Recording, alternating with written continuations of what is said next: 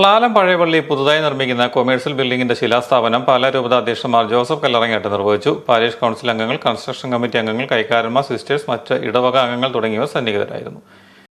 ഇടവകയെ സംബന്ധിച്ചും പാലാ പട്ടണത്തിൻ്റെ ചരിത്രത്തെ സംബന്ധിച്ചും നിർണായകമായ ഒരു നിമിഷമായിരിക്കുമെന്ന് ഞാൻ കരുതുകയാണ്. ഇതൊരു പുതിയ സംസ്കാരം നമ്മളുടെ പള്ളിക്കും നമ്മളുടെ ടൗണിനും അതുവഴി നമ്മുടെ രൂപതയ്ക്കുമെല്ലാം പ്രദാനം ചെയ്യും എന്ന് നമുക്ക് ഉറപ്പുണ്ട്.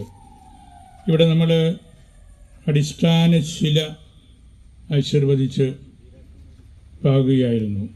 Foundation stone. ദൈവശാസ്ത്രപരമായിട്ട് പറഞ്ഞാൽ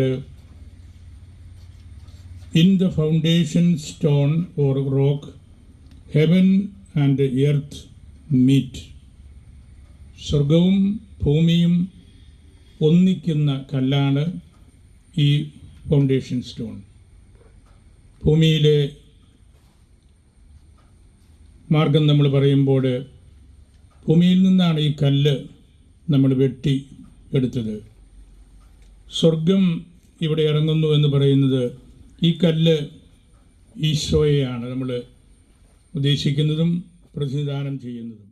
വികാരി father Joseph Thadathil, pastor assistant father Joseph Alencherry, സഹവികാരിമാരായ father Scaria Menamaramil, father Antony Nangamaramil, കൈക്കാരന്മാരായ ബേബിച്ചൻ ചക്കാലകൽ, മാണി കുന്നംകോട്ട്, പ്രൊഫസർ തങ്കച്ചൻ പെരുമ്പള്ളിൽ, ടോം ഞാവളിൽ തെക്കൽ എന്നിവർ നേതൃത്വം നൽകി.